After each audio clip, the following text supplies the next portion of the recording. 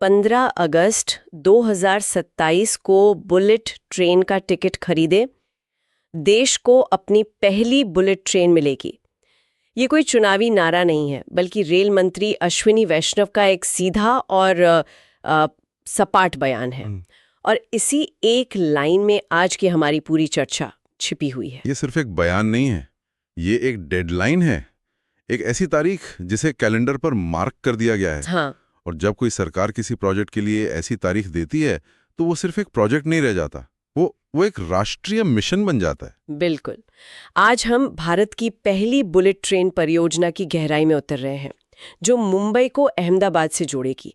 हमारे सामने the economic times का एक बहुत ही शानदार लेख है, जो इस प्रोजेक्ट की तारीखों, योजनाओं और सबसे ज़रूरी ज़मीन पर हो रहे काम की पूरी तस्वीर दिखाता है। हमारा मकसद सिर्फ खबर पढ़ना नहीं है, बल्कि ये समझना है कि ये 508 किलोमीटर की लाइन भारत के लिए क्या मायने रखती है। और ये भी कि इसे बनाने के पीछे की सोच क्या है। क्या ये सिर्फ रफ्तार का खेल है या इसके पीछे कोई बड़ी रणनीति भी है? चलिए इसी की परतें खोलते हैं। तो सबसे पहले बात उसी तारीख की करते हैं, 15 अगस्त 2027। ये कोई आम तारीख तो नहीं है, ये भारत का स्वतंत्रता दिवस है। ये महज एक संयोग तो नहीं हो सकता? बिल्कुल नहीं। ये एक बहुत सोचा समझा कदम है। यहाँ बात सिर्फ एक ट्रांसपोर्ट अपग्रेड की नहीं है। जब आप इतने बड़े प्रोजेक्ट को स्वतंत्रता दिवस से जोड़ते हैं तो आप उसे राष्ट्रीय गौरव का प्रतीक बना देते हैं। ये इंफ्रास्ट्रक्चर को कूटनीति का एक टूल बनाने की कोशिश है। अच्छा। जैसे चीन अपने बेल्ट एंड रोड से दुनिया में अपनी ताकत दिखाता है, वैसे ही भारत इस ट्रेन से अपनी तकनीकी आत्मनिर्भरता और क्षमता का संदेश दे रहा है। मतलब ये संदेश सिर्फ देश के नागरिकों के लिए नहीं, बल्कि दुनिया के लिए भी है कि भारत अब हाई एंड टेक्नोलॉजी के क्षेत्र में सिर्फ एक उपभोक्ता नहीं है, बल्कि एक निर्माता और संचालक भी बन सकता है। एकदम सही। हाँ। ये न्यू इंडिया की कहानी का एक अहम हिस्सा बनाने की कोशिश है। ये सिर्फ ए से बी तक तेजी से पहुंचना नहीं है, ये दिखाना है कि भारत भी जापान और फ्रांस जैसे देशों की लीग में शामिल होने की महत्वाकांक्षा रखता है। ये एक बहुत शक्तिशाली संदेश है। चलिए, महत्वाकांक्षा तो बहुत बड़ी है, लेकिन इसे हकीकत में कैसे बदला जाएगा? 508 किलोमीटर की लाइन को एक साथ शुरू करना तो लगभग नामुमकिन लगता है। लेख भी यही कहता है कि इसे एक साथ नहीं खोला जाएगा। और यहीं पर इस प्रोजेक्ट की व्यावहारिकता नजर आती है। इसे चरणों में यानी टुकड़ों में शुरू करने की योजना है। पहला हिस्सा जो खुलेगा वो है सूरत से बिलीमोरा के बीच का एक छोटा सा सेक्शन, लगभग आप मान लीजिए 47-50 किलोमीटर का। एक मिनट, यहाँ मैं थोड़ा रोकना चाहूंगी। क्या ये थोड़ी अजीब बात नहीं है? देश की पहली बुलेट ट्रेन, जिसका इंतजार सालों से हो रहा है, और वो सिर्फ 50 किलोमीटर के लिए चलेगी। हाँ। मुंबई या अहमदाबाद में बैठा कोई व्यक्ति तो इसका अनुभव भी नहीं ले पाएगा। ये तो एक तरह का एंटी क्लाइमैक्स नहीं है? देखिए, आपका सवाल बिल्कुल जायज है और शायद कई लोग ऐसा ही सोचेंगे। लेकिन अगर हम इसे एक इंजीनियर या प्रोजेक्ट मैनेजर की नज़र से देखें तो ये सबसे समझदारी भरा कदम है। कैसे? इसे आप एक पायलट प्रोजेक्ट या प्रूफ ऑफ कॉन्सेप्ट कह सकती हैं। एक साथ 508 किलोमीटर की बेहद जटिल हाई स्पीड रेल लाइन शुरू करना एक बहुत बड़ा जोखिम है। जोखिम किस तरह का? तकनीकी और परिचालन दोनों तरह का। हाई स्पीड रेल सिर्फ तेज रफ्तार वाली ट्रेन नहीं है, ये एक पूरा इकोसिस्टम है। इसमें track, signalling system, power supply, train control system, सब कुछ एक दूसरे के साथ मिलीसेकंड की सटीकता से काम करना चाहिए। अच्छा, तो सूरत बिलीमोरा जैसे छोटे और नियंत्रित हिस्से पर इसे शुरू करने से भारतीय रेलवे को सिस्टम को परखने, शुरुआती गड़बड़ियों को ठीक करने और अपने कर्मचारियों को असल दुनिया के हालात में प्रशिक्षित करने का मौका मिलेगा। ये एक तरह से पानी में उतरने से पहले उसकी गहराई नापने जैसा है। मतलब पहले एक छोटे हिस्से पे सब कुछ परफेक्ट कर लो और फिर उसी मॉडल को आगे बढ़ाते जाओ। बिल्कुल। सूरत बिलीमोरा का सफल संचालन बाकी के हिस्सों के लिए, जैसे वापी से सूरत फिर अहमदाबाद तक, एक टेम्पलेट और आत्मविश्वास दोनों देगा। ये जोखिम को कम करने और सफलता की गारंटी बढ़ाने का एक आजमाया हुआ तरीका है। यह धीमी शुरुआत लग सकती है, लेकिन यह एक मजबूत शुरुआत होगी। ये तो हुई योजना की बात। अब आते हैं उस चीज पर जिसने मुझे इस लेख में सबसे ज्यादा हैरान किया, और वो है इसके बनने का तरीका। मैंने एक आंकड़ा देखा कि इस कॉरिडोर का 85% से ज्यादा हिस्सा यानी लगभग 465 किलोमीटर एलिवेटेड वायाडक्ट्स पर बनाया जा रहा है। इसका मतलब तो ये हुआ कि ये ट्रेन जमीन पर चलेगी ही नहीं, ये तो हवा में एक लंबे पुल पर चलेगी। हाँ, और ये इस प्रोजेक्ट का सबसे शानदार इंजीनियरिंग पहलू है। इसे सरल भाषा में समझने के लिए सोचिए, जैसे शहरों में ट्रैफिक के लिए फ्लाईओवर होते हैं, बस ये ट्रेन के लिए है और सैकड़ों किलोमीटर लंबा है। लेकिन ऐसा क्यों? जमीन पर ट्रैक बिछाना ज्यादा आसान और सस्ता नहीं होता? सतह पर तो ऐसा ही लगता है, लेकिन भारत की जमीनी हकीकत कुछ और है। भारत में किसी भी बड़े इंफ्रास्ट्रक्चर प्रोजेक्ट की सबसे बड़ी चुनौती होती है भूमि अधिग्रहण, यानी जमीन हासिल करना। सही बात है। उसमें सालों लग जाते हैं, कानूनी पछड़े होते हैं और प्रोजेक्ट की लागत भी बढ़ जाती है। एलिवेटेड कॉरिडोर बनाकर आपने इस समस्या को लगभग बाईपास कर दिया। आपको सिर्फ पिलर बनाने की जमीन चाहिए, पूरी की पूरी पट्टी नहीं। ये एक इंडियन प्रॉब्लम का इंडियन सोल्यूशन है। ये तो सच में बहुत स्मार्ट सोच है।